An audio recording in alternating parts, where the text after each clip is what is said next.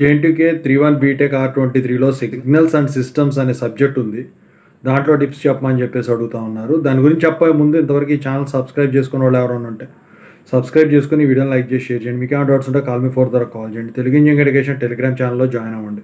ఇక టాపిక్లో వెళితే ఏంటంటే అండి, మీకు ఇందులో ఈ సిగ్నల్స్ అండ్ సిస్టమ్స్లో ముందు వచ్చేసరికి ఏంటంటే 4 years series 4 year transforms basics తెలియాలండి.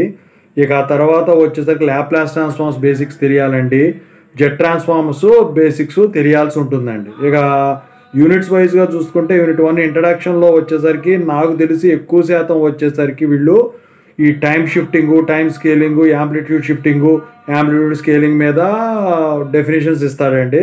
ఇక ఆ తర్వాత అందులో what are the different types of signals అని చెప్పేసి అడుగుతాడండి.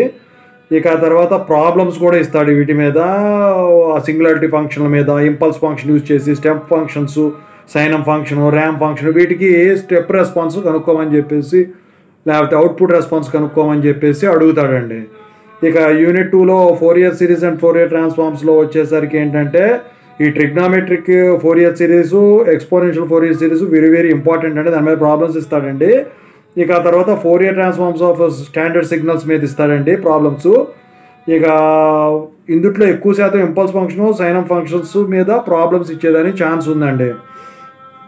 ఇక యూనిట్ 3లో చూసుకుంటే కోరిలేషను, శాంప్లింగ్ థియరం, వీటిల్లో వచ్చేసరికి ఏంటంటే ఈ కోరిలేషన్లో వాటి ప్రాపర్టీస్ గురించి అడుగుతాడండి. పవర్ ట్రాన్సిటరీ స్పెక్ట్రా మీద అడుగుతాడండి.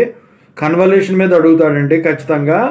ఇక ఇందుట్లో వచ్చేసరికి బ్యాండ్ లిమిటెడ్ సిగ్నల్స్ మీద అడుగుతాడండి. Natural and flat top sampling మీద అడుగుతాడు. ఆ రీకన్స్ట్రక్షన్, ఎలియాజింగ్ మీద కూడా అడిగేదానికి ఛాన్స్ ఉంది.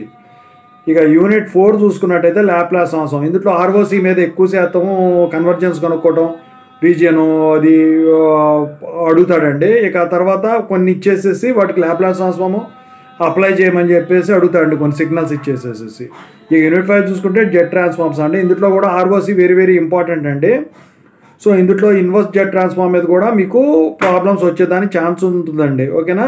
సో ప్రాబ్లం క్వశ్చన్ ఇచ్చేసి దానికి జెట్ ట్రాన్స్ఫార్మో, ఇన్వర్స్ జెట్ ట్రాన్స్ఫార్మో కనుక్కోమని చెప్పేసి అడుగుతాడు అనమాట. ఓవరాల్గా చూసుకుంటే సిగ్నల్స్ అండ్ సిస్టమ్స్ సంబంధించిన ఇంపార్టెంట్ టాపిక్స్ కానీ టిప్స్ కానీ ఇవేనండి. మీరు నేర్చుకోవాల్సినవి అన్నీ చెప్పాను కదా, అవి నేర్చుకొని వెళ్ళండి, సరిపోతుంది.